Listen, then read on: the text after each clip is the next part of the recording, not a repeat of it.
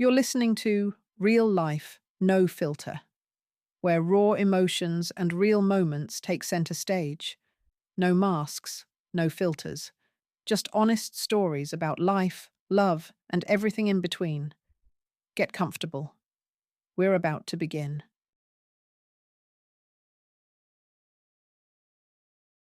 Step by step, David delved deeper into the heart of the small provincial town, whose name, Oakwood, sounded a little unusual. The journey here had been long. First a flight to the regional centre, then several hours on a rattling commuter train. It was a tiring journey, but David didn't complain. From a young age, he had a weakness for travel, and even work trips felt like exciting adventures. Usually, his business visits were to large cities. The company where he held the position of chief economist specialized in selling household appliances. It was a vast and prosperous network, with branches spread across the country and continuing to multiply year after year. And so now David had arrived in Oakwood to sort out the formalities related to opening another company store here. Everything went well. The issues were resolved, the necessary papers signed. David was used to handling such tasks. Tomorrow morning, he planned to take the commuter train to the regional city, and from there, fly back home to his native Kingston. Yes, the central office of the large corporation was located right there, in his city, and that had turned out to be a very far-sighted decision. The evening promised to be free. The man decided to take a walk around the town, look around, seek out local curiosities, perhaps find a cozy spot where he could sit. Oakwood appealed to him. Quiet, peaceful. Life here must flow slowly, measuredly. In places like this, everyone probably knows each other. Here, unlike the hustle and bustle of megacities, the traditions of good neighborliness are still alive. People probably gather together, just socialize. David was almost certain. He only needed to turn into one of the courtyards, and a scene from the past would appear before him.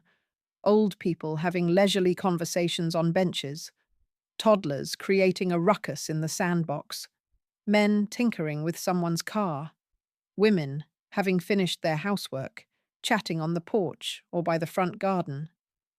All this brought back memories of David's own childhood. Every summer, for at least a week or two, his mother would send him to his former in-laws, his father's parents. How the boy looked forward to those days. His mother and father separated when David was just a tiny tot. Of course, he couldn't remember that period, but his mother held a grudge against his father, believing he had left her for a new passion. With this woman, he later moved to distant Seattle, where her parents lived. So, she couldn't leave her parents, but he abandoned everything here. His mother would exclaim bitterly, often recalling that difficult stage of her life. And your father doesn't need his own son, or his own mother and father. He completely lost his mind at the sight of a pretty face and long legs. David hated hearing such things about his father. But on the other hand, his parent really showed no interest in him. He had other children born in Seattle, apparently a son and a daughter. So, his half-siblings. Apparently his father had enough heirs. He evidently felt no pull towards his firstborn.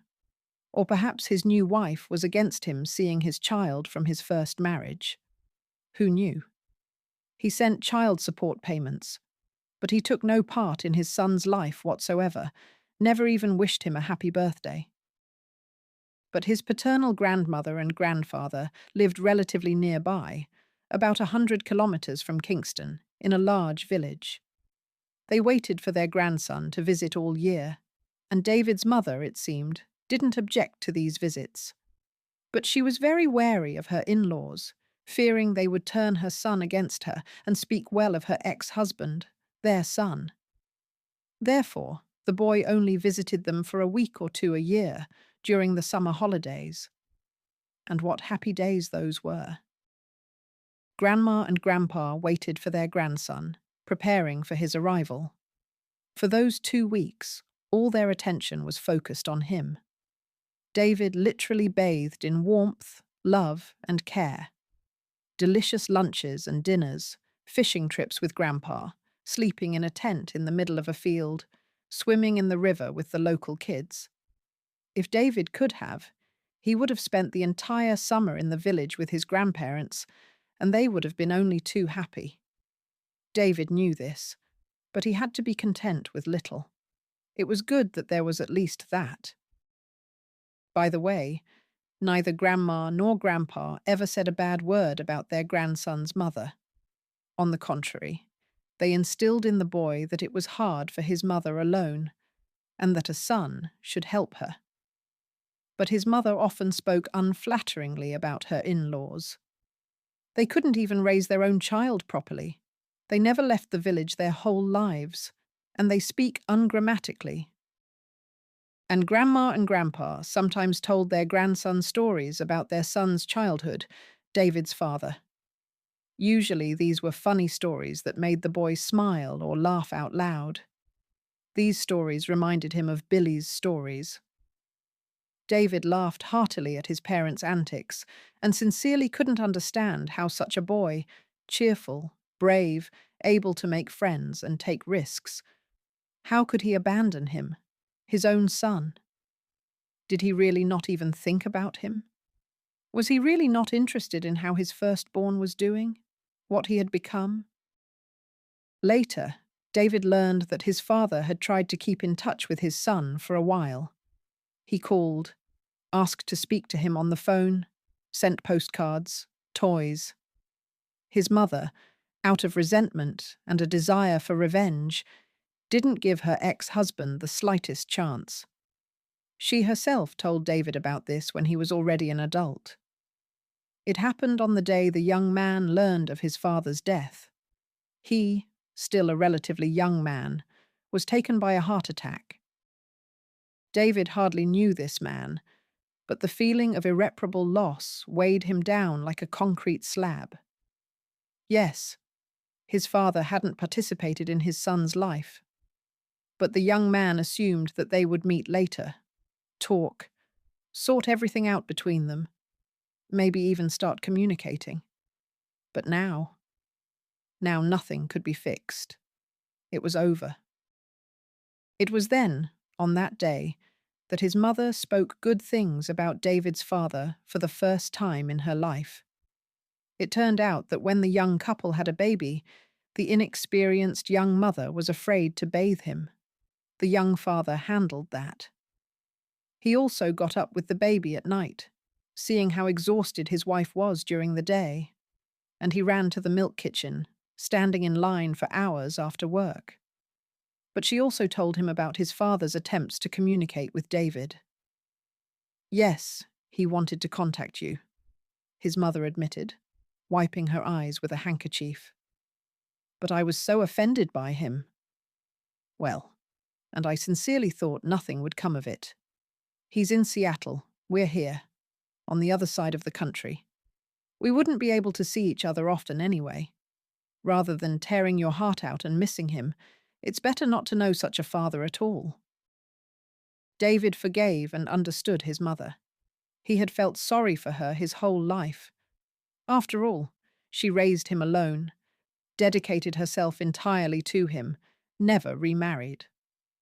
Thanks to her efforts, David became who he is now, a wealthy and very successful man. From an early age, his mother instilled in her son that he was obligated to get a higher education. She herself had finished a vocational school in her time and worked her whole life as a seamstress in an atelier near their home, often taking orders home as well. David liked to hear the sewing machine whirring. He could watch his mother work for a long time. It was interesting to see this amazing transformation. Just a moment ago, there was simply a piece of fabric on the table. A little time passed, and it was transformed beyond recognition. Now it was a beautiful skirt, or a summer dress, or a robe. His mother was almost like a real magician. By the way, this work brought the small family quite good money. In childhood, David was never denied anything. He always had fashionable clothes, beautiful toys, a bicycle, interesting books, ice cream almost every day. And he and his mother lived in a nice apartment. Everything was there. Comfortable, beautiful furniture, household appliances, even decorative figurines. Once a year, mother and son always went to the sea. David felt like a quite happy person.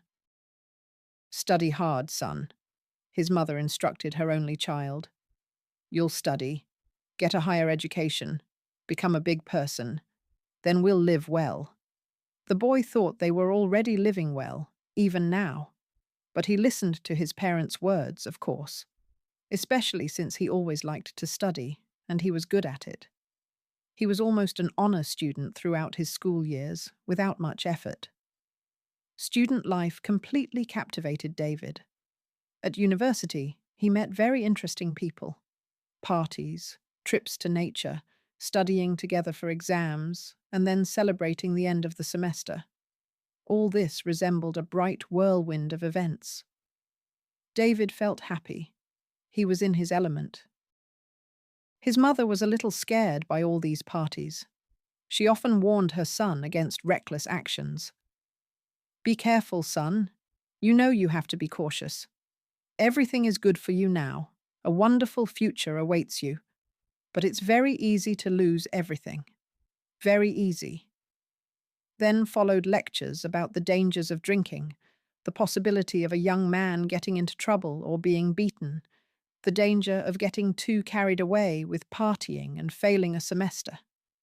And his mother was also scared of greedy girls, who, of course, dreamed of getting pregnant by promising young men and thereby ruining their lives right at the start. David was amused by these maternal fears. The son understood and controlled himself perfectly. The young man tried to calm his parent, to explain to her that he had a head on his shoulders, but she just couldn't understand that her son had grown up, had become almost an adult. She still felt that she had to protect him, soften the blow wherever possible, be by his side. David smiled, remembering his student years. His mother was the same now, still worrying about her only son, still trying to arrange his life. Now his parent had a new obsession. Her son, a grown, established man, was almost 40, and he was still not married. This was unacceptable. His mother persistently tried to set up her long, independent son with the daughters of her friends and acquaintances. Good girls from decent families. It was funny, and at the same time extremely awkward. David wasn't angry with his mother. He regarded her worry condescendingly, understanding that his parents simply wanted the best for her son, the best as she understood it. David himself was quite happy living as a bachelor. Is it bad? You're only responsible for yourself. You do what you want. You don't answer to anyone. But you couldn't explain that to his mother. David, of course, had brief romances from time to time. Some of his partners tried to tie the knot with him, but nothing came of it. David firmly stopped such attempts and immediately broke off the relationships. He didn't need a family. Why? What if he wouldn't be a good husband and father?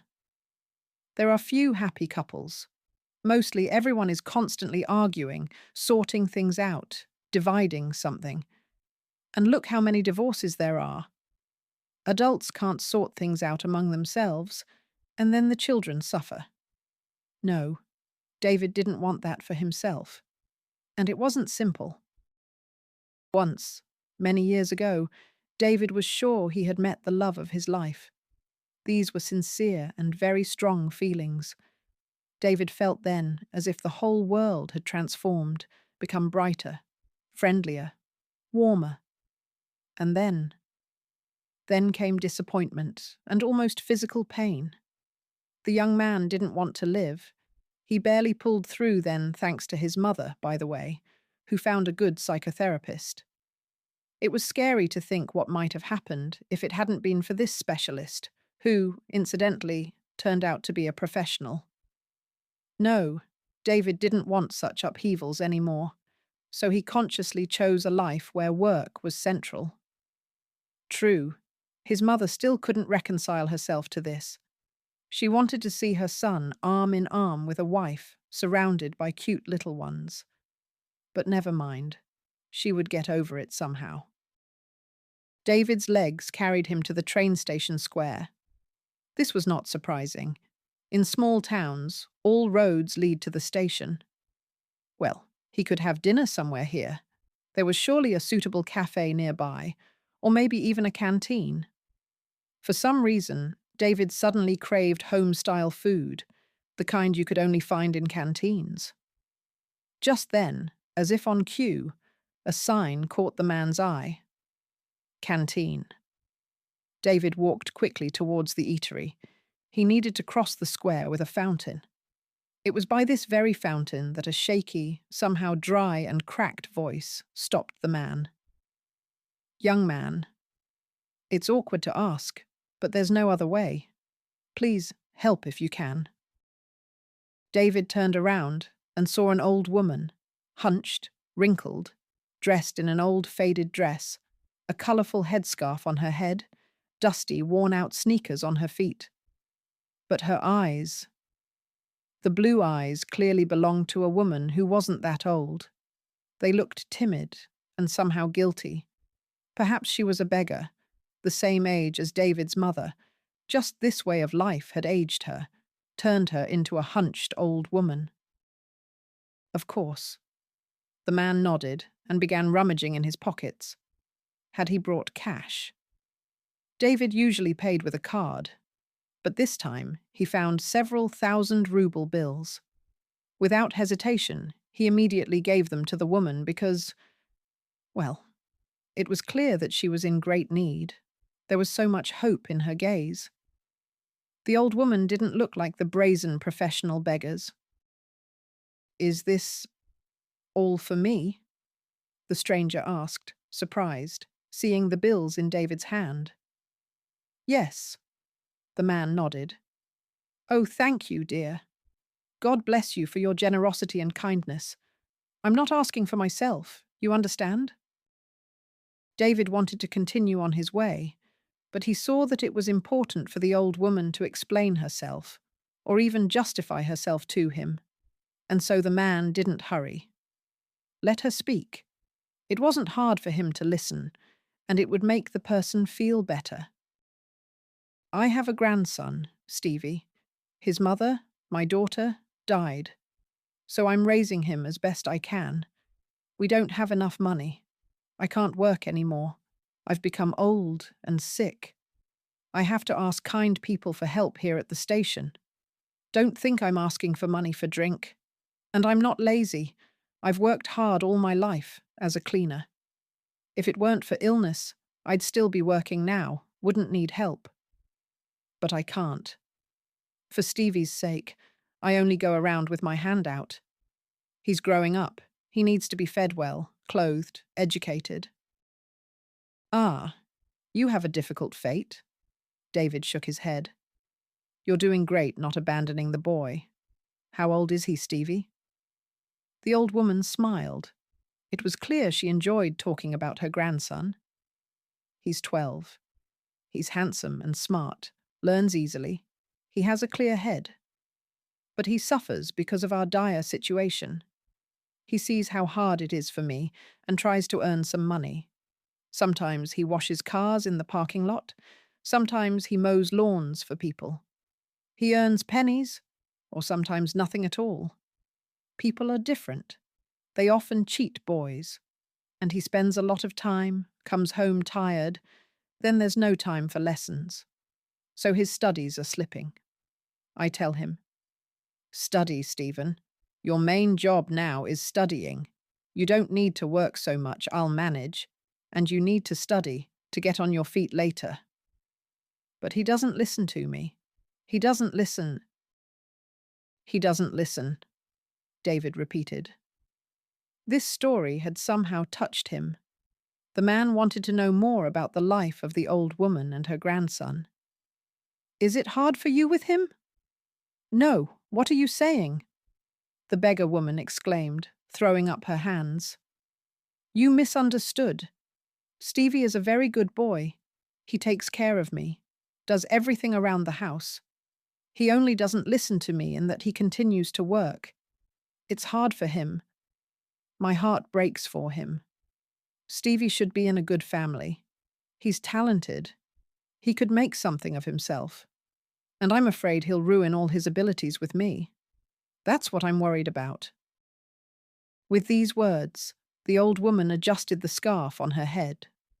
When the woman raised her hand, the sleeve of her calico dress lifted slightly, and David's eyes fell upon a bracelet, a thin gold chain with 3 heart-shaped pendants. The man stared, stunned, at the exquisite piece of jewelry. No, he wasn't surprised by the mere presence of an expensive item on a poor old woman's wrist. It was just that many years ago he had ordered exactly the same bracelet from a jewelry workshop for the girl he considered his soulmate, with whom he wanted to live a long life and grow old in a cozy little house somewhere by the sea. And she, that young beauty, had become the greatest disappointment in his life. There, on those heart pendants, their names were engraved, David and Sarah. And the third heart was inlaid with a diamond. David had spent all his savings on the jewelry back then. What was this? Just a similar bracelet? Or that very one?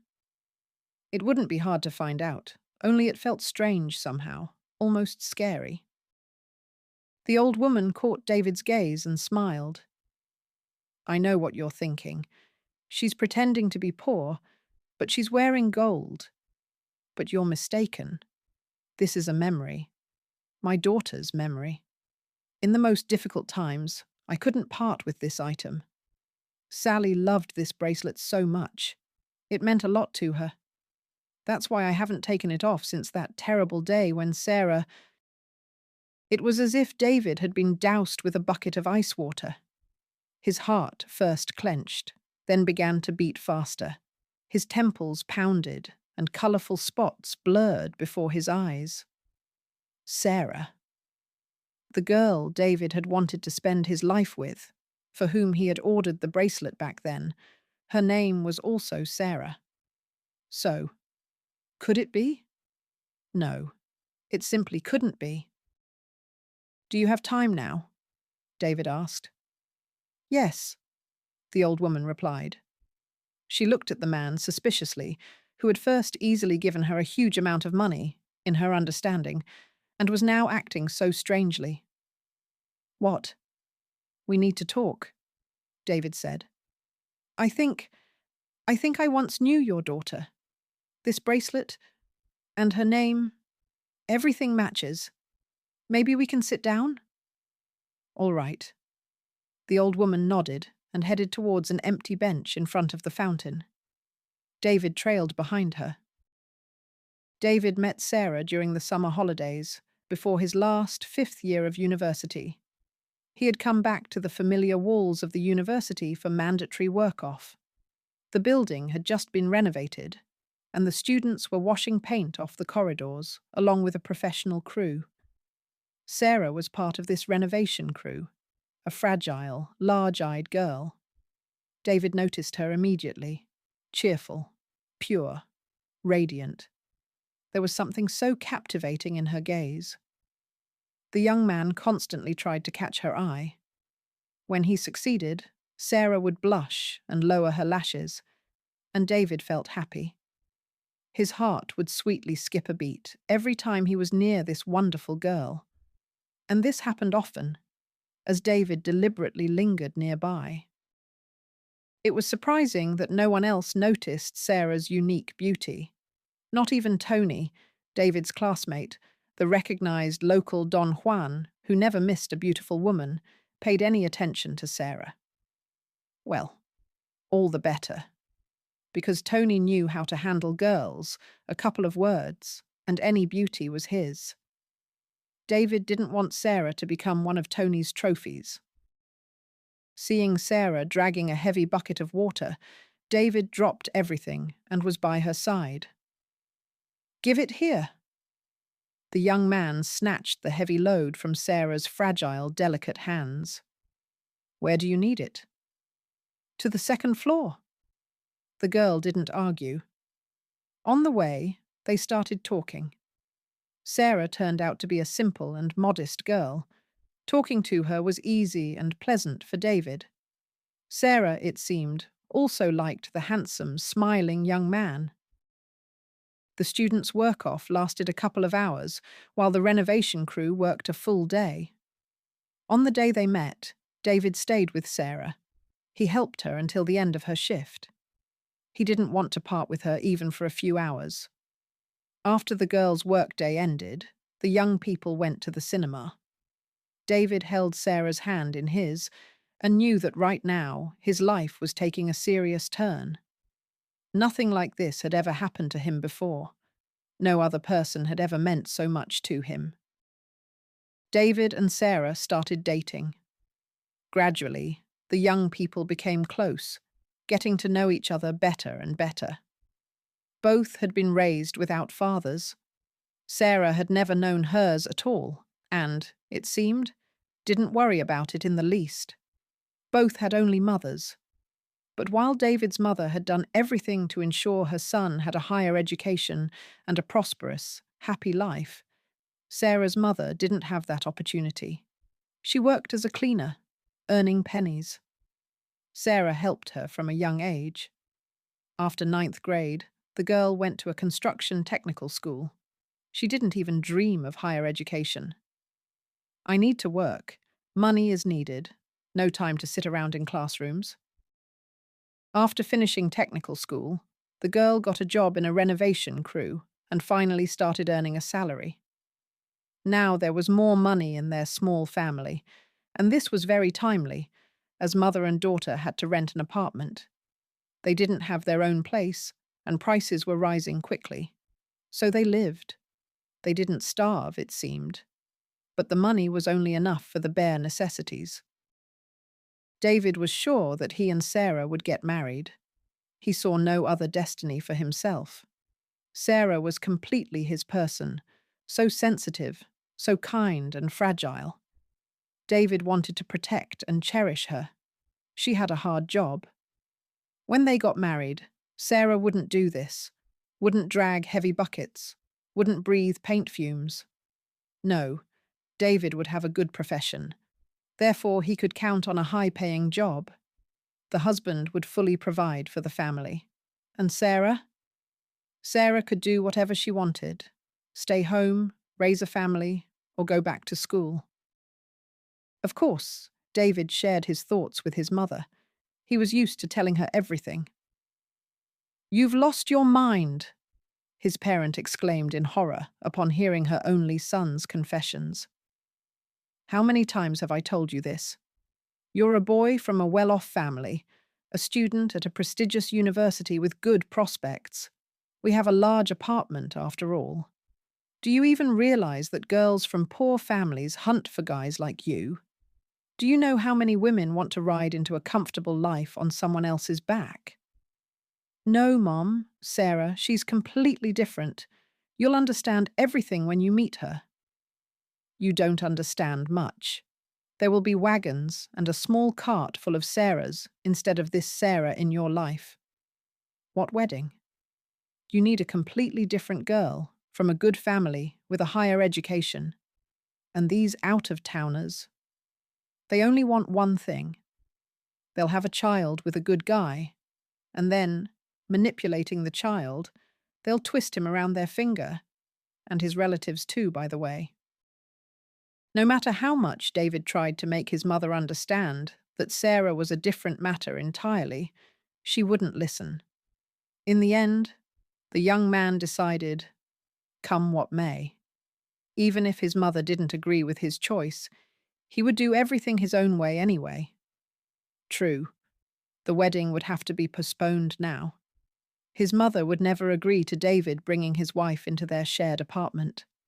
She was set against Sarah, so living together wouldn't lead to anything good. There was only one way out: get on his feet as quickly as possible, earn money for a separate place, and only then propose to his beloved. David couldn't imagine his life without Sarah anymore.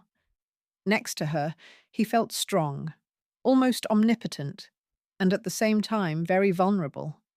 A strange feeling. His heart belonged to Sarah. She could do whatever she wanted with him. But the girl treated David very gently, took care of him, constantly tried to make him laugh. And when Sarah rested her head on the young man's shoulder, in those moments he felt like the happiest man in the world. The offer of an international internship came unexpectedly to David.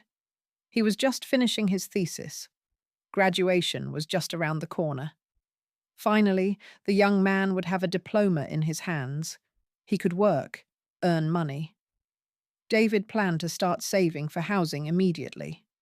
Even if it was a small apartment in an old building somewhere on the outskirts for now, the main thing was that there was a place where he and Sarah could start their family life.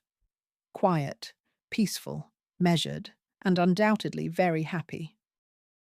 One day, the rector summoned David. It turned out that a foreign partner was offering the university a lucrative contract.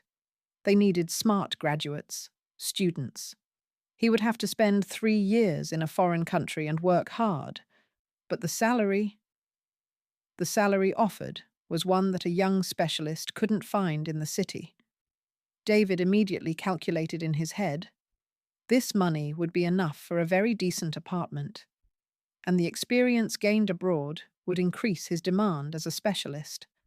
Upon returning, David would easily find a high-paying job. Of course, the young man gladly agreed.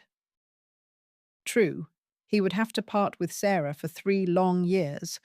They wouldn't see each other. They would have almost no opportunity to communicate, only perhaps through correspondence. And that for 3 whole years. A monstrous term. On the other hand, this was the only chance to get on his feet quickly. He had to endure it, survive this separation. This was the real test of their feelings. David was sure that they would both pass it with dignity. Sarah was upset when she learned about her beloved's plans. She even cried a little. But she understood that this was the only way out of their difficult situation. Before leaving, David wanted to give his beloved a special gift, something memorable, something she would look at and remember him by. It was then that the young man went to the jewelry workshop. He decided to order an exclusive piece of jewelry for his beloved, something unique.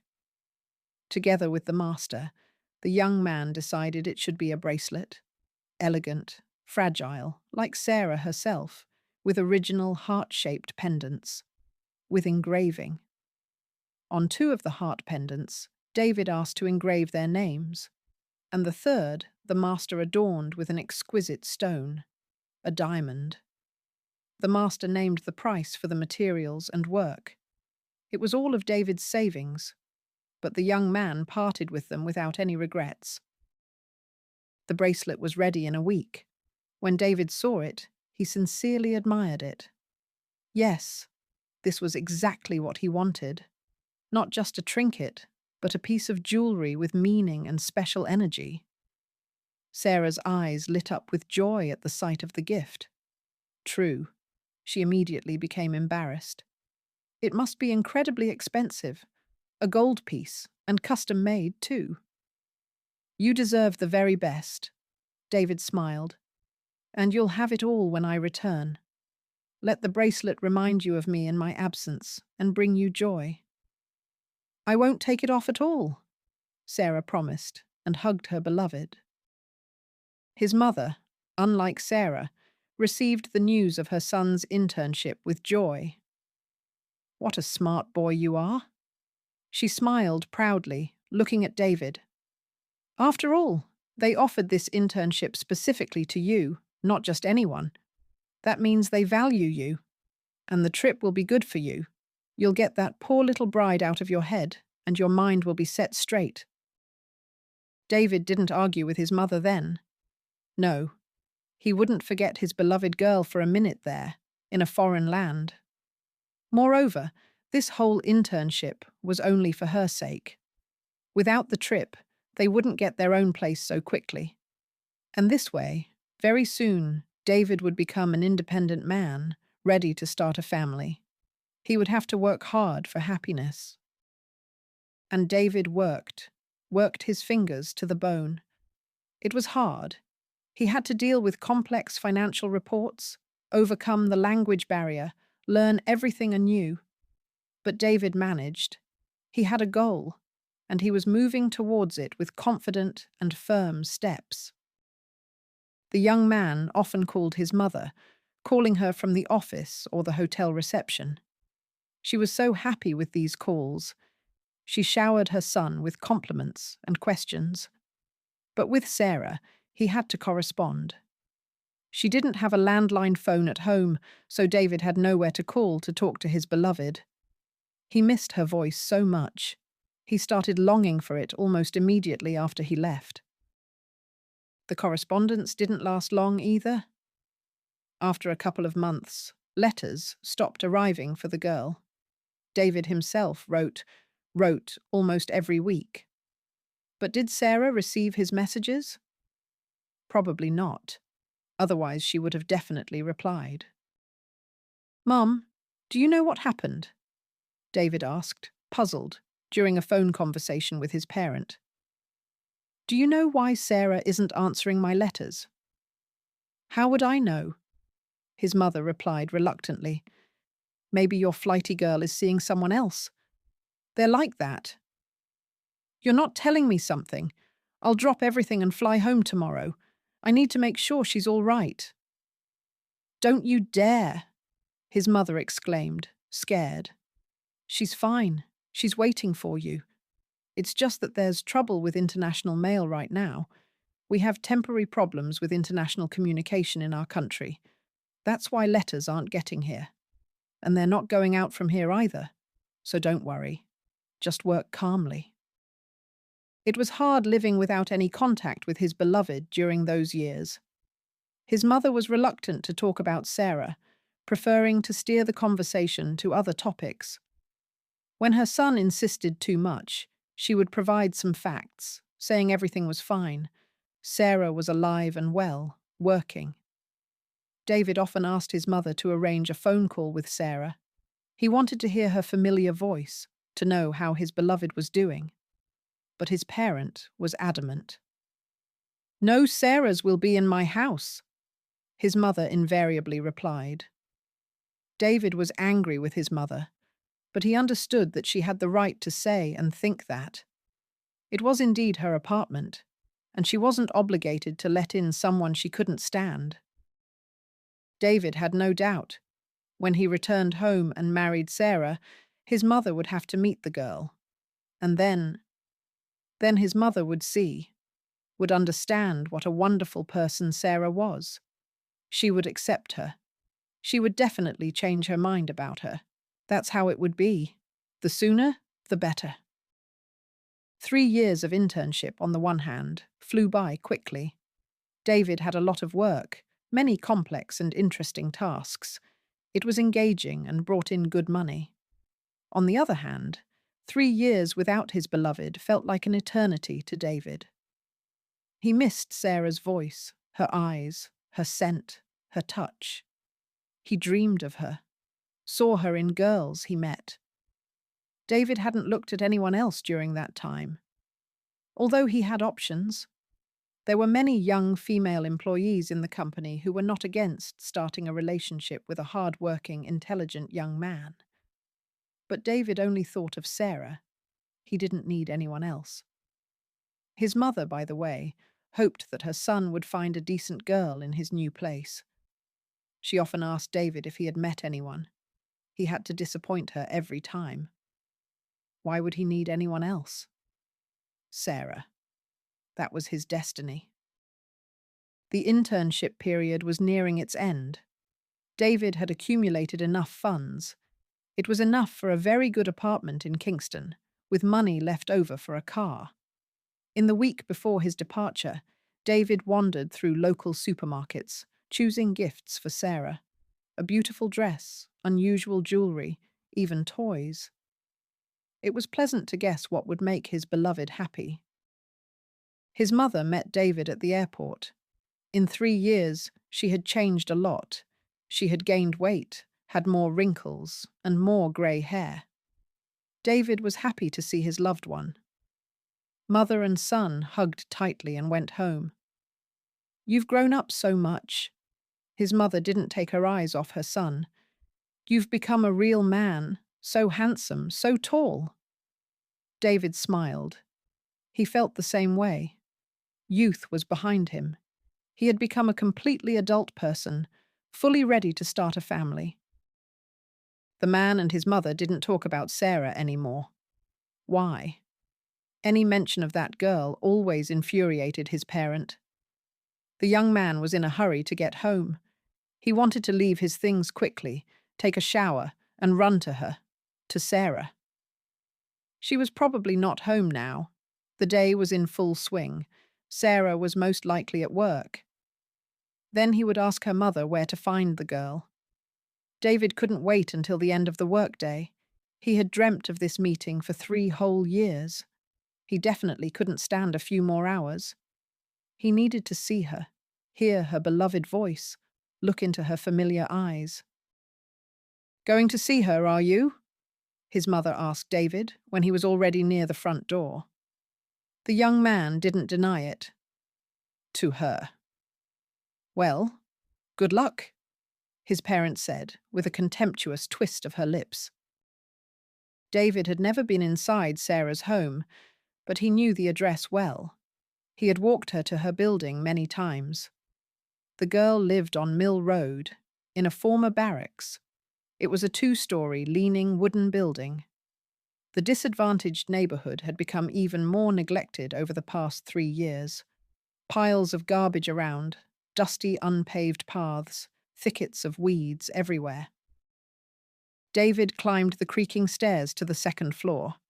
Here was the right door. First, he pressed the doorbell, but realizing it didn't work, he knocked resolutely. The door didn't open immediately, about 2 minutes later. Standing on the threshold was an elderly man in a greasy robe, with a tenacious, unkind gaze and patchy grey hair. Who was this? Sarah had said she lived with her mother. Who was this old man?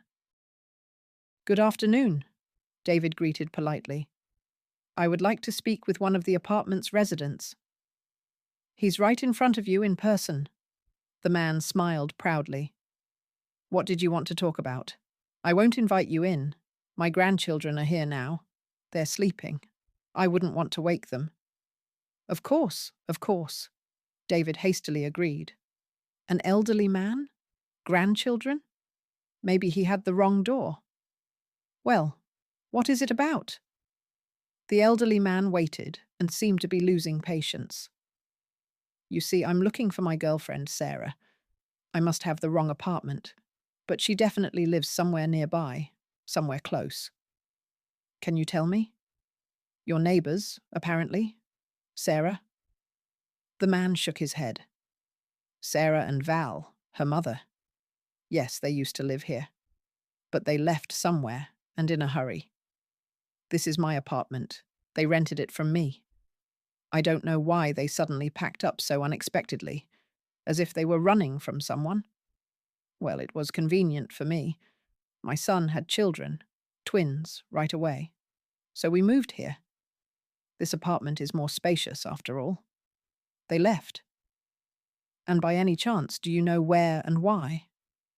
"No, they didn't report to me, and I didn't ask. I don't need extra information. I'm not used to prying into people's lives at all."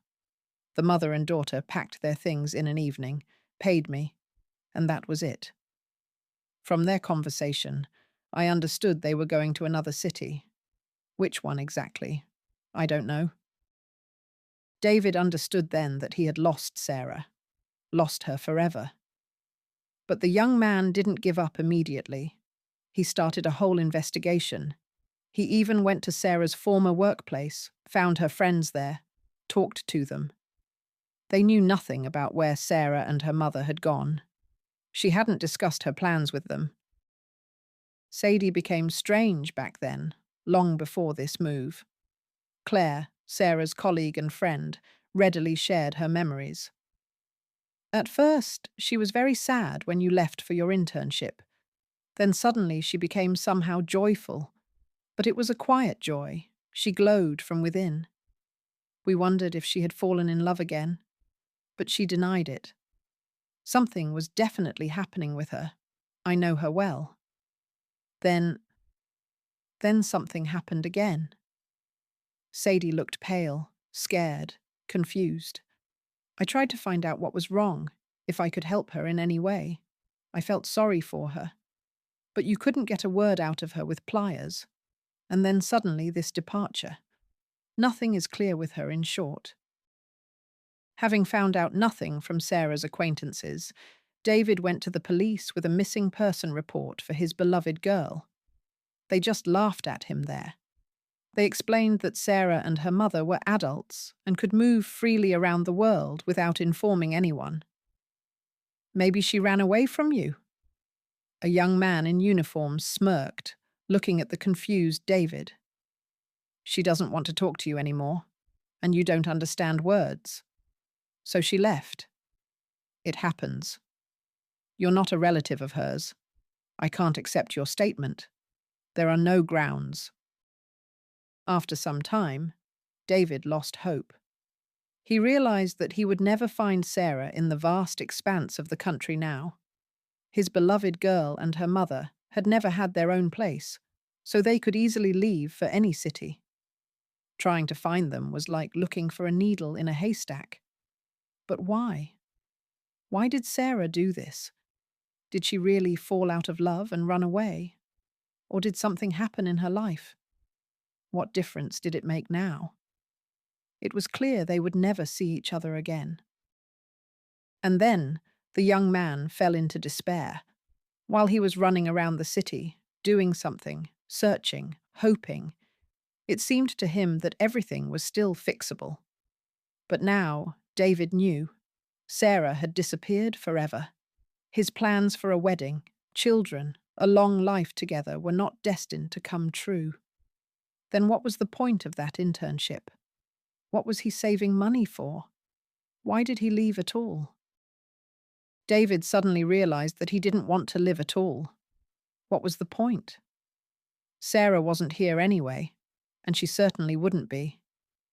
David now thought about the reasons for her disappearance from morning till night.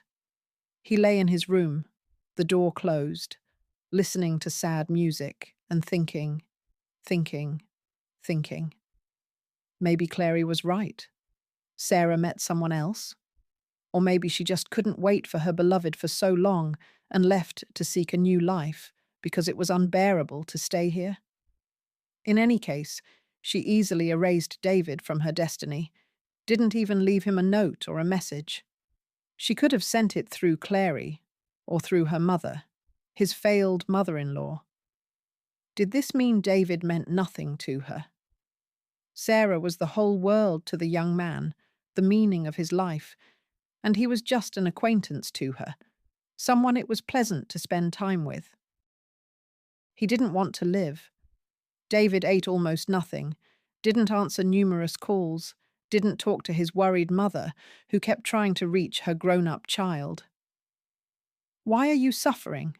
What are you worried about?" she asked. Well, the girl didn't wait. It happens. And it's very common. She went on with her life. You go on with yours. This is a normal situation, and you're making a universal tragedy out of it. Perhaps his mother wanted to ease her son's condition, but her lamentations only made him feel heavier at heart. Mom. She didn't understand anything. She simply couldn't look into David's heart and understand what was happening there.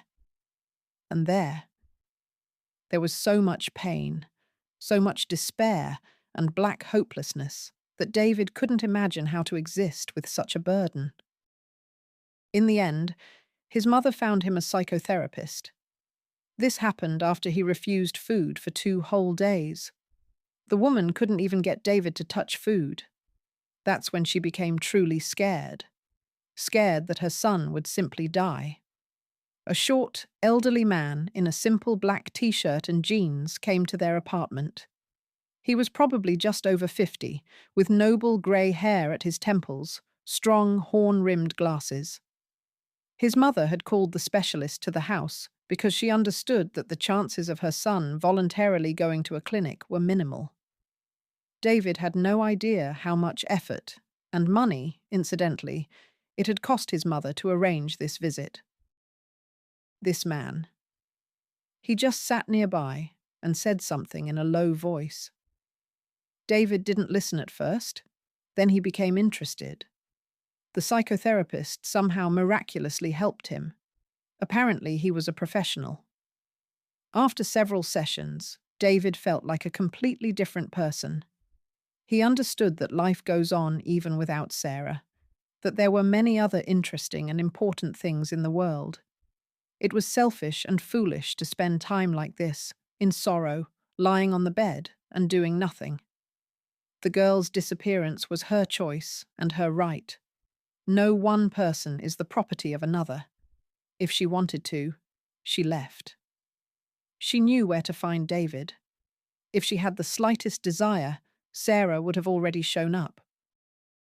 It couldn't be said that David felt happy. No, the longing for his beloved was still very strong, but at least he had regained his strength. The young man realized it was time to act, find a job, somehow settle into this life. The psychotherapist advised him to continue the course of treatment at the clinic, but David refused. He felt that he had received sufficient help. Now he would manage on his own. Getting a job was not difficult. With such experience and track record, David was hired as a senior economist at a local household appliance trading company. The salary was immediately more than decent. The young man was even promised career growth if he proved himself. And David planned to prove himself, how he planned to. He had to distract himself from sad thoughts somehow. If he stopped, the black melancholy would drag him back into its swamp. The young man felt this. David worked hard and quickly achieved success. Life gradually turned from black and white to color. First a dull grey, then bright, full, vibrant. When you have money, the world acquires a special attractiveness. David could now afford a lot, and did. Trips to exotic corners of the planet, vacations at expensive resorts, beautiful cars, and girls, of course. A young, handsome, wealthy man, naturally, had no shortage of choices. His mother seemed happy for her son at first. After all, she had truly feared for his life then. The sight of the indifferent man spending his days on the sofa behind his closed bedroom door frightened the woman. But after years, David's overly free lifestyle began to bother her. "You need to get married, son." The man heard this phrase from his mother more and more often every year, but he couldn't agree with his parent. David was fine as he was. He felt free and almost happy. Serious relationships. He had already been through that and certainly didn't want a repeat. If you love someone, if you become so attached to someone that you can't breathe without that person, you become very fragile and vulnerable. David still remembered the pain that Sarah's disappearance had caused him. No, thank you. Enough. Love, serious relationships. In David's mind, all this meant the end of freedom. A person in love no longer belongs to himself. The object of his feelings can do whatever they want with him, even twist him around their finger. Therefore, at his age, David didn't even think about getting married. And there was still plenty of time ahead. He wasn't even 40 yet. He could do it later if he wanted to. His mother scared him with lonely old age, and the fact that he, David, would have no one to give him a glass of water before he died. This argument did not convince the man at all. He jokingly replied to his mother that he wasn't sure if he would even want to drink at such a moment, and it was foolish to give up a happy bachelor life for a vague prospect, especially since he had plenty of female companionship. David tried not to remember Sarah, but she still periodically surfaced in his thoughts. Sometimes she appeared in dreams. Sometimes he saw her in girls walking towards him. The man had learned to manage his emotions. He hadn't completely erased the once beloved girl from his heart, but now Sarah didn't prevent him from living and enjoying life. David had managed to leave her in the past. At least, that's what he thought. All these memories and thoughts flashed through David's mind at the moment he walked towards the bench in front of the fountain with the old woman. The man saw the bracelet, and in an instant, all his feigned nonchalance vanished. He felt again that he still longed for Sarah and clearly realized that he would give up all his wealth and easily part with his notorious freedom if only she were by his side. But the old woman had said that Sarah was no longer alive. David was afraid to even think about it, hoping that he had misunderstood something or that there had been some kind of mistake. "So you say you knew my Sally?" The old woman looked at David intently. "Yes." The man nodded. "This bracelet. I think I recognize it. Can I take a closer look?" The old woman silently took the jewelry off her wrist and handed it to David. All this time, she didn't take her eyes off him. The man's breath caught when the bracelet was in his hands.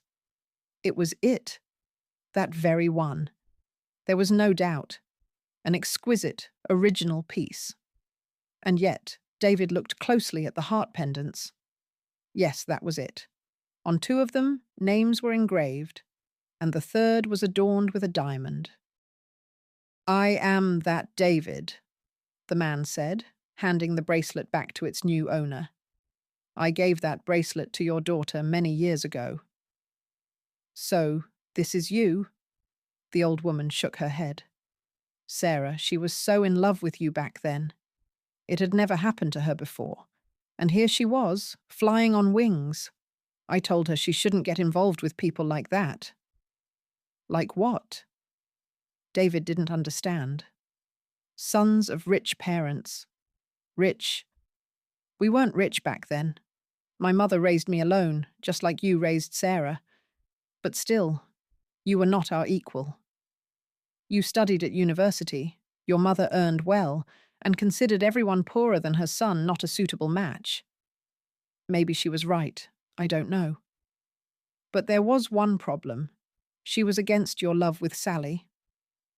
"I don't understand anything." David really wanted the old woman's face, Sarah's mother's face, to soften even a little. She was clearly offended by David. But why? He had gone away for that internship for the sake of their happiness, worked there for 3 years from dawn till dusk, earned money for an apartment, wanted to propose to his beloved, but couldn't find her in Kingston, and later couldn't even find a trace of her. It was Sarah who disappeared. Sarah who ran away from him. "You don't understand." The old woman's eyes seemed to see right through David. It was a closely scrutinizing gaze. "Well, maybe you've forgotten? Or maybe you didn't know anything?" David just shrugged. "I looked for her," the man said. "When I returned, I looked for Sarah everywhere. I went to your place, but different people were living there. I tried to find out something about Sarah at her former work, even wanted to file a missing person report, but they refused. No one could tell me where Sarah had disappeared to. No one." "Did you talk to your mother?" the old woman clarified. "Yes. She wasn't aware either."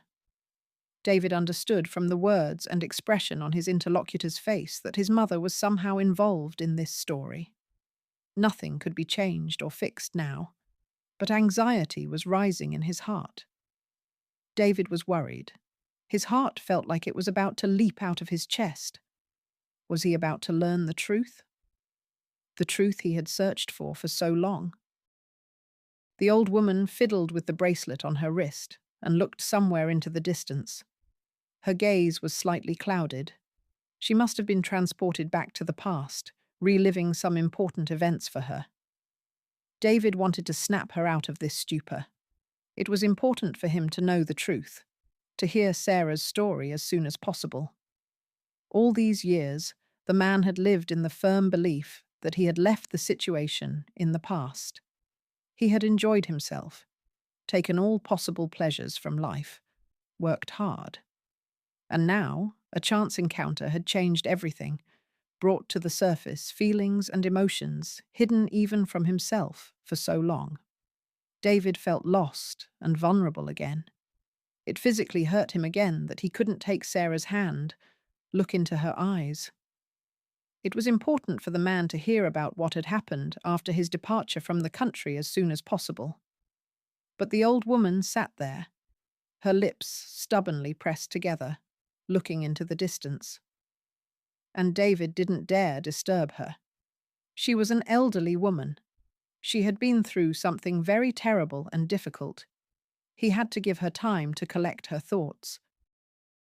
Sally. She loved very much. You were the most important person in the world to her. The old woman finally began her story. I noticed immediately that something was wrong with her. She started staying late at work too often. And she came home so happy, glowing all over. It was immediately clear to me that it was about a boy. I didn't pry into my daughter's soul. I knew when the time came, she would tell me herself. I only asked her to be more careful. I thought someone from her crew had started courting her, but look how it turned out. Valerie raised her daughter alone. She was originally from a village, but Val didn't want to live in her small homeland. The girl put a lot of effort into breaking free from there and settling in the city. It didn't turn out exactly as she had initially dreamed, of course, but it was still better than living in a village civilization. Val planned to enter a technical school after high school. Nothing came of it. It turned out it wasn't so simple to become a student, even at a not particularly prestigious school, if you didn't have connections and money. Val didn't pass the competition, but she wasn't upset. She would still stay in the city. She had money for the first time. Her parents had provided it. Pennies, of course. But her mother and father had given their daughter everything they could, and Val appreciated it. The money was enough to rent a room in a dormitory. And then the young girl got a job as a cleaner in a small shop in the courtyard.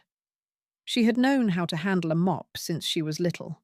The work was familiar to her. That's how Valerie got her own source of income, and quite a good one compared to village wages.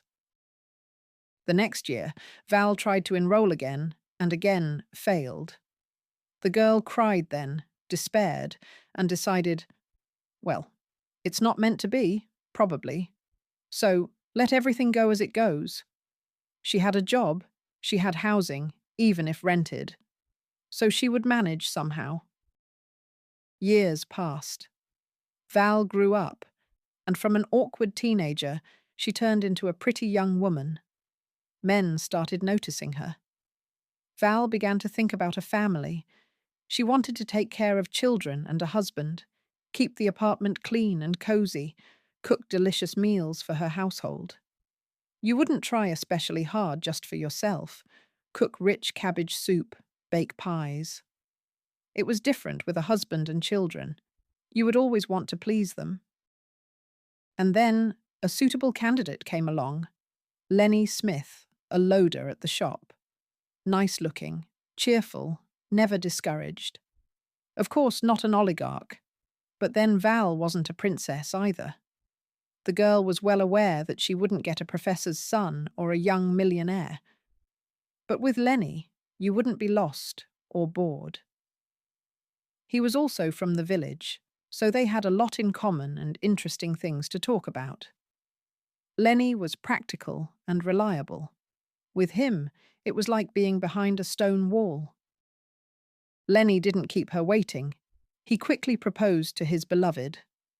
They had a purely symbolic wedding, without a procession of decorated cars, a crowd of guests, a toastmaster. They didn't have the money for that. But Val did have a white dress, not a fluffy floor-length one with a veil, just a light, pretty, snow-white sundress. The young couple, with a couple of friends and the bride's parents, sat in a restaurant, celebrated the event in a close circle, and dispersed.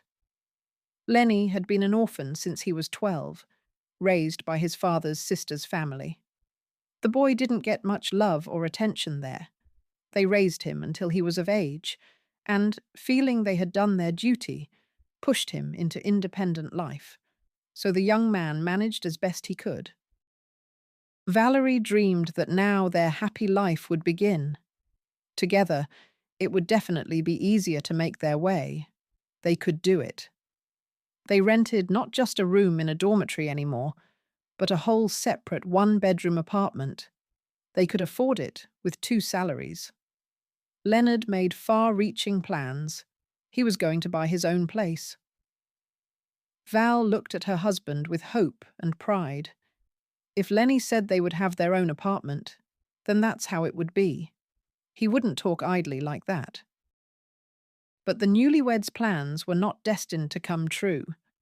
Leonard tried to earn a penny wherever he could. He worked odd jobs as a labourer on construction sites and helped unload railway cars at the station. He didn't get enough sleep, didn't eat enough. When his wife, feeling sorry for her husband, persuaded Leonard to give up another side job, he would just smile. "When we earn money for an apartment, then I'll lie on the sofa in front of the TV after work and annoy you. But for now, that won't work." Val felt sorry for her husband. She saw that he was very tired, had lost weight. His face was grey from lack of sleep, with dark circles under his eyes. The young woman's heart sensed that this wouldn't end well. And so it happened. Trouble struck at night, when Val was fast asleep at home. Her husband had gone to another odd job and was supposed to return in the morning, but he didn't. Val became worried and went to the station. She knew Leonard was supposed to be unloading a freight train. That's where they told her everything. It turned out that Leonard had already finished his part of the work. They had even paid him. The man was going home, but for some reason he walked along the tracks and didn't hear the approaching train. And the engineer in the darkness noticed the person sitting on the tracks too late. It's unclear why he was sitting there and didn't leave. Didn't he see or hear the train?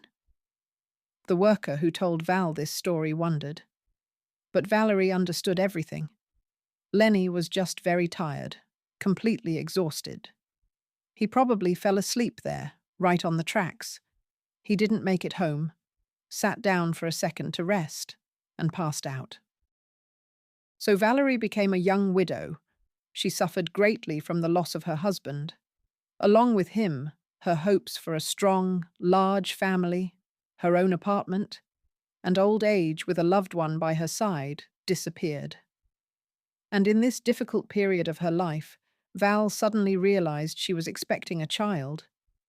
The news made the woman happy and upset at the same time.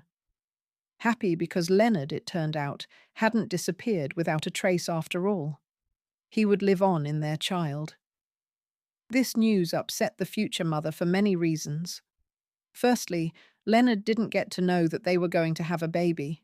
That was bitter and unfair. He would have been so happy. He would have been glowing with joy. Secondly, how would she manage alone? Valerie's salary was barely enough for herself, and now a baby. That was quite a situation. After crying from joy, anxiety, and a whole host of other emotions overwhelming her, Valerie pulled herself together. She would manage. It was all right. She wasn't completely alone. She had her parents in the village. They would help. But her husband's death was not the only blow fate had prepared for Val. Her parents. Val's mother and father. A tragedy had happened to them too. There was a short circuit in their old little house. The wooden dwelling burst into flames like a match, and Val's parents couldn't get out. They both died. Valerie couldn't believe that all this was really happening to her. First her beloved husband, now her parents. No home, no loving and loved people nearby. Val was left completely alone in this uncomfortable and, as it seemed then, hostile world. The young woman didn't want to drink or eat. She automatically went to work simply because she was used to it. She ate, it seemed, even talked to someone. But during this time, it seemed to Val that what was happening around her was just a terrible dream, not real. Sometimes people seemed like actors to her, and the houses, furniture, trees, other details of the surroundings, cardboard decorations. Val seemed to see herself from the outside. There were no tears, only a persistent heaviness in her soul. Sometimes panic would suddenly wash over her, making it hard to breathe. Val would gasp for air, colourful spots before her eyes, gradually obscuring the surrounding world. Then it would pass, and a strange apathy would set in again. Valerie lived like this for about 2 months. The feeling of total loneliness and uselessness had become almost habitual. Before, her parents and husband had loved her, and Val, in turn, adored her loved ones. And now? Why was she even living in this world now? Unpleasant thoughts began to visit the woman. What if she ended this meaningless existence? It wasn't difficult, just, well, why should she stay here? For what? For whom? It was precisely at this difficult moment for Valerie that she felt the first stirrings of the child under her heart. Cautious, timid kicks that no mother could mistake for anything else. Val had almost forgotten she was pregnant. So much had fallen upon her. But she wasn't alone. Soon her baby would be born, Leonard's child. Perhaps he would look like him. Val hoped for this very much. From then on, the woman pulled herself together. She suddenly clearly realized that she would soon be a mother. This meant she had to hold on for the sake of the baby. A child. He was innocent of anything. He was so fragile, so vulnerable. He needed someone to lean on in this crazy world. And that person would be her, Val. The woman seemed to wake up from a deep, terrible dream and got down to business. There wasn't much time left before the birth. She needed to resolve many more questions and problems. First, shake out the insurance money for the burned house. This amount should be just enough for the time Val couldn't work, if she economized, of course. Second, she needed to get all the necessary documents at the prenatal clinic. Third, it was time to start collecting the baby's layette. A child needed so much. A stroller, a crib, diapers, undershirts. All these tasks and worries distracted Valerie from heavy thoughts. She began to enjoy life again. The woman eagerly awaited the baby's arrival. She wanted to see the familiar little face, see the familiar features of her husband and parents in it, feel that she was not alone anymore. Valerie, in her desire to save as much money as possible for maternity leave, worked until late in her pregnancy. She washed floors, doing the only thing she was good at. She had to carry heavy buckets of water, bend down, stretch. As a result, labor began a little earlier than expected. Val didn't expect this. Nothing had indicated it, as they say. Anyway, an ambulance was called for the young cleaner right at work. From there, she went to the maternity hospital. Several hours of torment, and her treasure, a tiny girl, was placed on the chest of the new mother. The baby looked strange. She was wrinkled and somehow purple. The tiny one was immediately taken to the premature baby ward. For some time, Val didn't know what was wrong with her girl. The doctors didn't say much, just brushed her off. "Anything can happen." "What do you expect, mother? You didn't carry to term. The senior nurse answered Val's questions irritably. They don't take care of themselves first, and then they suffer.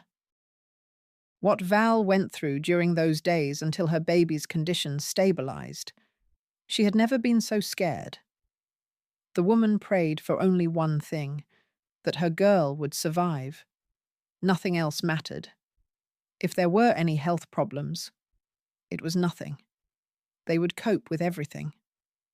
The main thing was that the baby lived. Valerie definitely couldn't bear another loss right now. And Sally survived. Moreover, she was discharged from the hospital a completely healthy child, without any diagnoses. Only her low weight reminded them of her prematurity. Val thought she would fatten her daughter up, but she remained fragile, almost transparent. However, it looked even beautiful and touching. Sarah, as Valerie had hoped, greatly resembled her father. She was just as clear-eyed, smiling, charming. At times, Lenny's features were so clearly visible in the baby that the woman felt as if her husband himself was looking at her. This made her feel warmer and lighter inside. It was hard for Valerie alone with a nursing infant. Until Sally was 2.5 and went to nursery school, Val couldn't work. Money was only enough for the essentials: apartment rent, food, a minimal set of clothes. Sometimes Sally got sick, and then they had to spend money on medicine. Valerie's savings were dwindling rapidly. State benefits were minimal. And yet, the young mother felt happy. She had a daughter, a wonderful girl, smart and beautiful, her pride and joy. Val felt needed and loved again. They say that other people's children grow up quickly. Val saw from her own example that this statement also applied to her own offspring. Time flew by at a dizzying speed. Here, Sarah was already going to kindergarten. From a tiny baby, she had turned into a princess girl with fluffy pigtails. A change of scene. And Sarah was a first grader.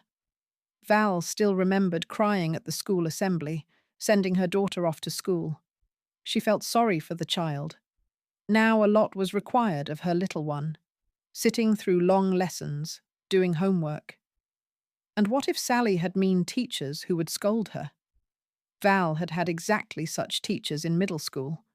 Sarah, on the contrary, was beaming with happiness at the assembly. She couldn't wait to grow up, become an adult and independent, so she could help her mother. The girl saw how hard it was for Val, how her back and legs ached after work. A few more years flew by like a mist, and now Sarah was a high school student. The girl wasn't doing very well with her studies. She tried, Val saw that, but nothing worked out. The woman wasn't upset, and certainly didn't shame her daughter. Neither Val herself nor Leonard could boast of academic success. So why be surprised? The main thing wasn't that. Sarah had grown up kind, sensitive, attentive, and very wise. In practical terms, by her teenage years, she already knew how to save money and could cook a delicious dinner or lunch on a minimal budget. This was more important for life than knowing how to solve complex equations. And what a beauty Sally had become. Slender, large-eyed, light-skinned. Boys turned their heads to look after the girl. Sarah herself didn't notice it. But Val saw it and was proud of her girl. If only she got a good husband. That meant a lot to a woman. Sarah finished construction technical school and got a job. Her crew consisted mostly of young girls like herself. Nothing complicated was required of them, just cleaning up sites after the workers had finished. Val was happy for her daughter. Yes, Sarah's job didn't require high qualifications. The pay wasn't that attractive. But at least Sarah was employed, and her work wasn't physically difficult or exhausting. And then Sarah fell in love. Valerie understood it immediately by her daughter's eyes. by her mysterious smile. Later, Sarah herself admitted that yes, there was such a guy, a wonderful one. His name was David, and their relationship seemed to be getting serious. When Sarah described her chosen one to her mother, she became thoughtful. The hat was not for Timmy, a student at a prestigious university, son of a quite wealthy mother. Sarah wouldn't fit in with such a family. Sally was beautiful and hard-working, of course, but the levels of the groom and bride were too unequal. But Sarah assured her mother that everything would be fine between her and David. It seemed the young man was genuinely in love with the young beauty, even talked about marriage. True, first he wanted to acquire his own housing, and for that he needed to spend several years abroad. Even then, Val suspected something. She didn't like it. The woman thought David was just messing with her daughter's head, would play around a bit and then leave, go abroad to have fun, forget Sarah, and she would wait for him and suffer alone. She was naive, believed everything, so simple-hearted. And so, David left. And then it turned out that Sarah was expecting his child. What a surprise. Valerie insisted on an abortion. She didn't believe David would acknowledge the child. And the two women couldn't manage on their own. They were barely making ends meet. Most likely, the young man had already forgotten all about Sally, and she naively believed he would be thrilled with the news. Foolish child, Valerie shook her head. I told her to give up her fantasies. David hung on her every word. But my daughter stood her ground, said you would be happy to hear such news. True, my girl didn't know how to tell you everything. Your phone was unavailable, you didn't answer letters. All this convinced me even more that you had simply run away from Sarah and cut all ties. I didn't know who was involved in all this. I only guessed later. Everything finally fell into place just now, after talking to you. I wrote to Sarah too. I wrote often. David choked out. There were problems with communication here back then, but I wrote her letters every evening, and she was the one who didn't reply. No wonder. Val smirked. Your mother. She apparently intercepted your letters and hers, didn't let you communicate. She really disliked her future daughter-in-law, the simple girl. How do you know? David breathed out. I guessed. It's a pity it wasn't sooner. But wait, you'll understand soon enough. Listen. Receiving no reply from her beloved, Sarah decided to talk to his mother. Of course, your mother wasn't thrilled about this meeting. Upon learning of Sarah's pregnancy, she became furious. First, she yelled at my girl, accusing her of trying to deceive everyone, to fleece the young man's wealthy relatives for money. Then she threatened to take the child, claiming he would be left with a mother who had nothing and didn't even have her own place. Of course, the baby would be given to the prosperous father, and Sarah would be stripped of her rights to her son or daughter altogether. David's mother said many hurtful things to Sarah. She stood there, half dead with fear. Sarah was seriously scared for the child then. She already loved him and was afraid of losing her little one. What if David's mother really carried out her threats? What if she took the baby? It was then that Sarah realized she had to leave the city, far away from that terrible woman who seemed capable of anything. And David, he, as the girl thought then, wouldn't support her anymore. According to your mother, you had forgotten all about Sarah, Valerie continued. She said you already had a girlfriend there, and that in your conversations you didn't even ask about Sarah, only shared happy details of your new life. This seemed quite plausible. I, too, believed her words, that this was how it would all turn out. Sarah returned from that conversation in tears. She was sobbing, begging her mother to move. She wanted to hide. Sarah regretted her action. It was in vain that she went to David's mother then. Nothing good came of it. only trouble. Well, we moved, Valerie sighed. We settled here, in Oakwood. Why? Nothing held us in Kingston. No place of our own, no good job. So at least in that regard, my daughter and I were free. Sarah wanted to hide so much. She was very afraid that your mother would carry out her threats and take the child. I didn't believe it, of course. But for my daughter's peace of mind, I agreed. And here we are. Mother and daughter quickly settled into their new place. This town was much smaller than Kingston. Accordingly, in some ways, life was even easier for the small family here. Prices were lower, the atmosphere was calmer. Exactly on time, Stephen was born. A healthy, strong baby. Grandma and mother adored the little one. He reciprocated. It seemed Stevie understood from infancy how difficult things were for his loved ones, and therefore he was practically an ideal child. He slept a lot, ate well, didn't fuss, obeyed his grandma and mother.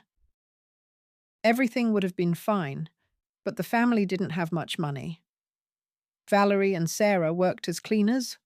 Both earned pennies that were barely enough for the essentials: apartment rent, food, a minimal set of clothes. Stephen didn't have expensive toys, gadgets, or fashionable clothes, but he never complained or demanded anything from his mother and grandmother. On the contrary, he assured them that when he grew up, he would buy them everything. Well, we lived not richly, but happily and peacefully. Valerie continued her story, tears welling up in her eyes. And then tragedy. It was with Sally, like a bolt from the blue. She got sick, didn't go to the doctor, continued to work, went around with a fever, messed with cold water scrubbing floors. She hid her condition from me until the last moment.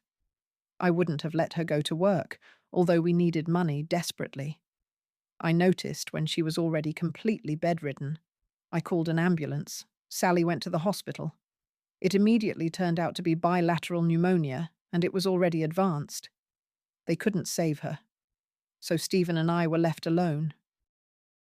Valerie had experienced many losses in her years, but what happened to Sarah hit her hardest. Perhaps if it weren't for Stephen, the elderly woman wouldn't have survived, but she had to stay strong for her grandson. And Valerie pulled herself together. She worked again, cleaned and cooked lunches and dinners again, and also supported her grandson, who had also had a hard time. It was no joke to be left without a mother at 8 years old. The old woman's speech flowed smoothly, like a river. David was overwhelmed by various feelings. His heart ached because Sarah was now lost forever. Yes, he had gotten used to living without her, but David knew she was somewhere, living, feeling something, laughing, maybe even remembering him sometimes. But now it turned out, this was what had happened. But on the other hand, it seemed David had found a son. After all, Stephen, by all accounts, turned out to be his child, his and Sarah's, their continuation, their future. But why? Why didn't Sarah turn to me for help, even in the most difficult times? David choked out. She knew where to find me. I didn't hide and didn't even change my place of residence. I was in Kingston the whole time.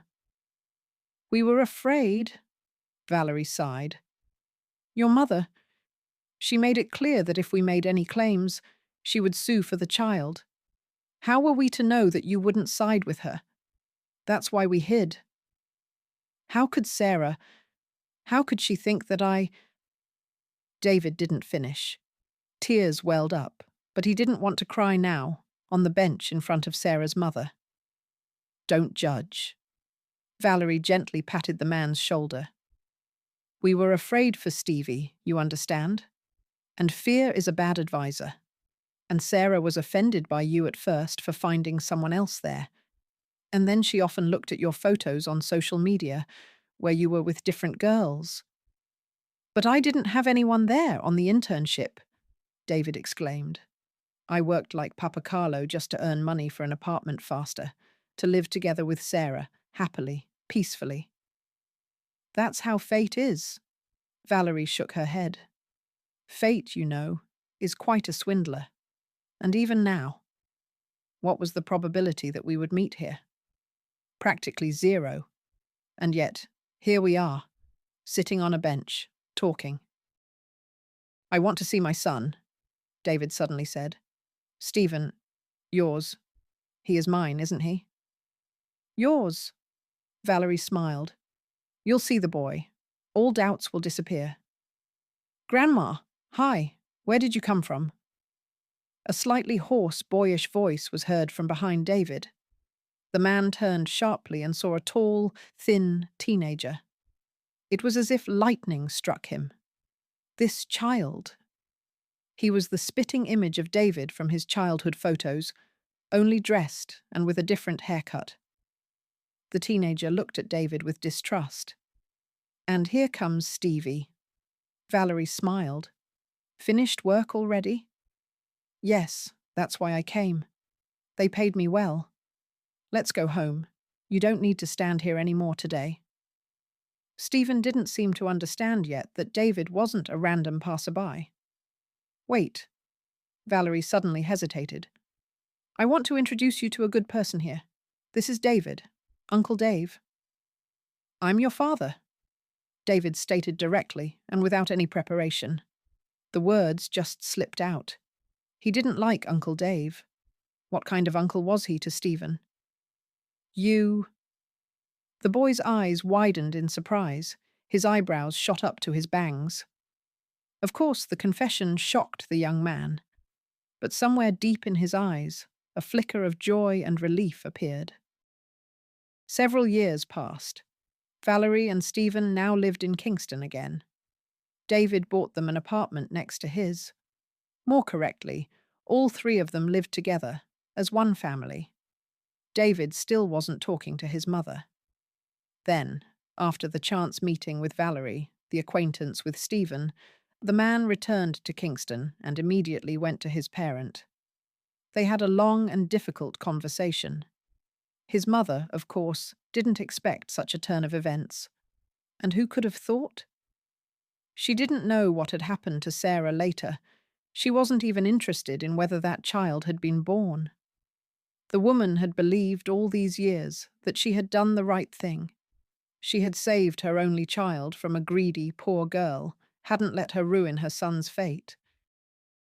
At first, his mother denied it, didn't want to admit that she had once acted so disgustingly towards Sarah, and didn't talk about the intercepted letters.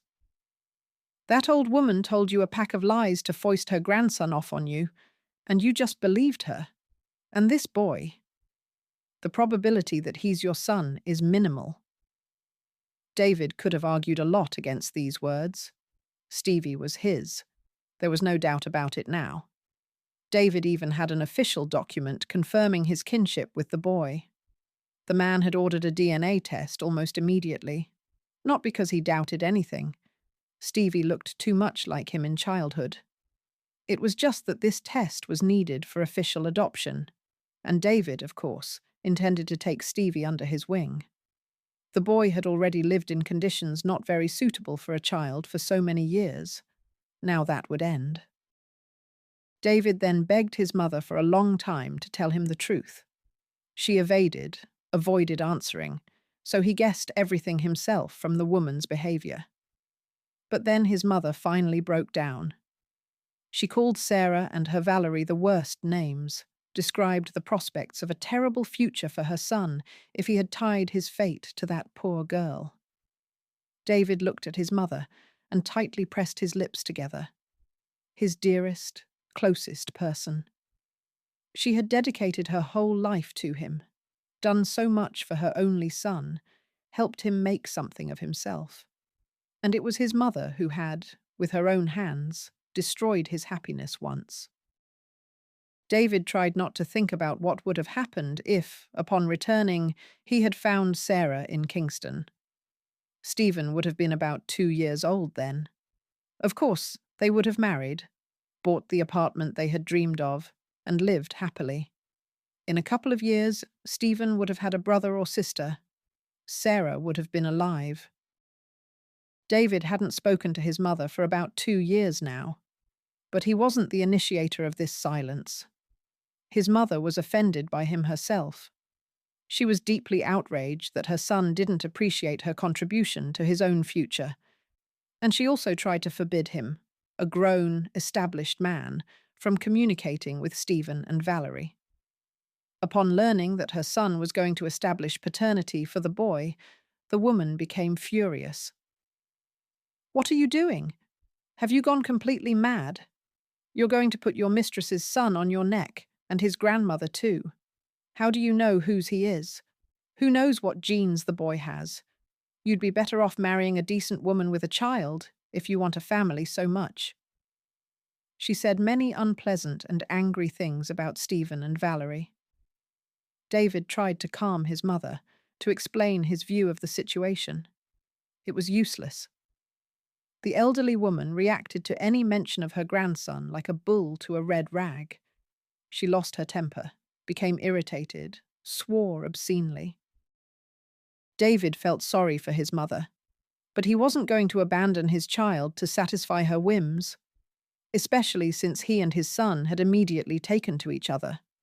And so his mother took offense and stopped communicating with David. He periodically made attempts to reconcile.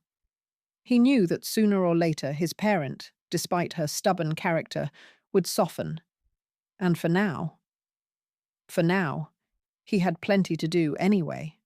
They had so much catching up to do with Stephen. Son and father now often went on vacation, sometimes to the sea, sometimes to the mountains.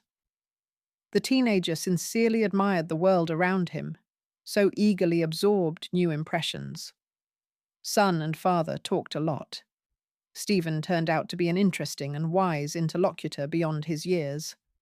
And now, when the boy didn't have to work, his studies improved. In the prestigious gymnasium where David enrolled his son, he quickly became one of the best students. Valerie was always there too. How could it be otherwise? She had raised Stephen for so many years. Grandmother and grandson had become the closest people to each other. Of course, they couldn't be separated. David's personal life also improved. Finally, he met a woman who was interesting and close to him in spirit. She didn't resemble the flighty beauties David often had romances with in his past life. Eleanor worked as an accountant. She was raising a son from her first marriage alone, the same age as Stephen. The boys quickly found common ground. These were the boys. David smiled, watching the teenagers enthusiastically discussing something or repairing a bicycle together. It seemed they would all make a strong, friendly family. Eleanor immediately became friends with Stephen and with Valerie too. Peace, harmony, tranquility, mutual support. David felt warm and light-hearted. And his mother? His mother would understand everything in time. She herself was already regretting her stubbornness. David noticed this. Sooner or later, his mother would soften. That time was not far off. No one held a grudge against her anymore. Only perhaps it was difficult for his mother to understand this. Never mind. Everything would work out.